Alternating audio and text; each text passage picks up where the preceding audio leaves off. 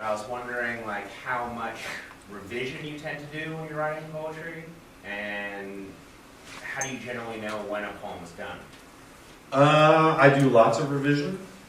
I'm a very obsessive reviser, you know, at the level of the entire poem, but also at the level of just the line or the sentence. And I don't have an exact answer to when I know a poem is done, but it's usually, or well, I won't say usually, it's always a sonic. There's a sonic signal that I get when it's done, like everything sort of clicks together, and this is the way this thing is supposed to sound. I think about poetry as just chunks of sound, before I think of them as meaningful. I often don't figure out what a poem is about until it's done. And then I look at it and I say, oh yeah, that's what it's about. And I think that's what it's for. Like that's how, everything else you're supposed to know what you're going to say before you say it. And with poetry, you sort of know how it sounds before you know what it means. The long poem I read is very personal, because it's partially autobiographical and partially involved my grandmother. Which is not really I've never been one of those, I went to see my granddad in the hospital poets, it's not a sort of confessional, autobiographical, this is what happened to me today. I mean, that's fine, that's a mode, and there are, a few people who are great at that, and thousands who are terrible at it. I mean, just in the same way that all other types of poets are sort of the same way. But that's never been my particular mode. So I would say I'm done when it sounds right. And then I think about, well, what is this, what is the subject matter of this string of sounds? You can't write journalism that way, obviously, but this isn't journalism, so.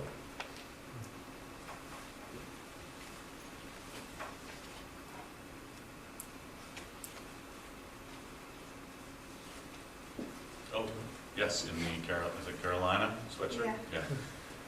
I saw Tar Heels colors. Why poetry? Yeah, why? But that's a great question.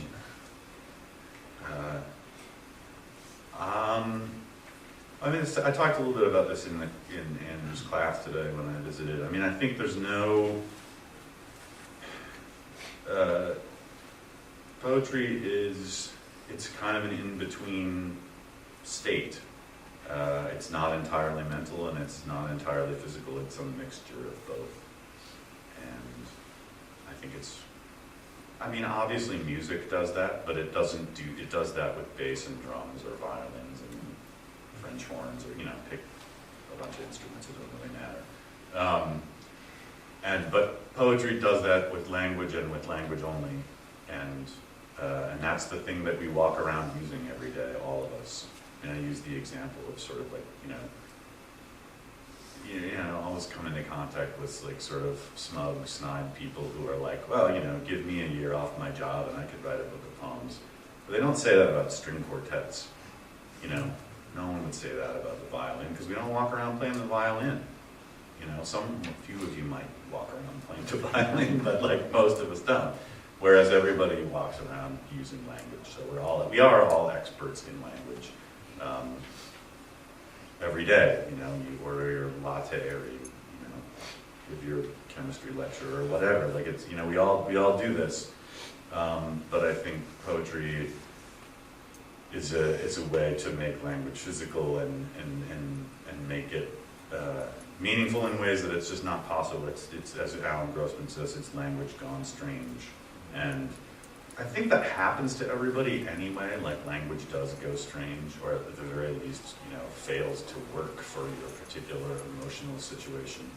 And I think poetry does, when it succeeds, if it succeeds, and I don't think it ever 100% succeeds, but it does make language work and bends it toward emotional and physical situations that have no pre-existing language.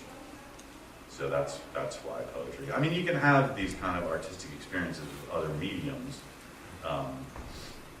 but that's understood in the medium, right? That's understood when you look at the painting that you're supposed to have this kind of, somewhat out-of-body experience, or when you hear this song or whatever like that. We all get that. We're all very good,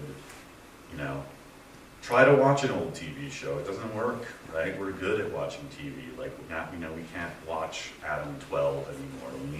We need True Detective. Like, because it's better, right? It's way better than Adam 12. And like, we do that. But poetry is really about the very base of the thing that we use to get along in the world every day and to interact with each other.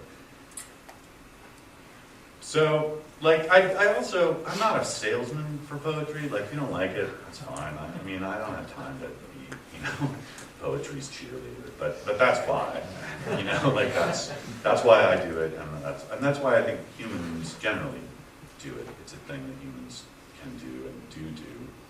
And so, and that's why I'm involved with it. But, like, as Frank O'Hara said, right, you don't need poetry bully for you, right? Only Whitman, Crane, and Williams are better than the movies. So. Which I think there are better poets than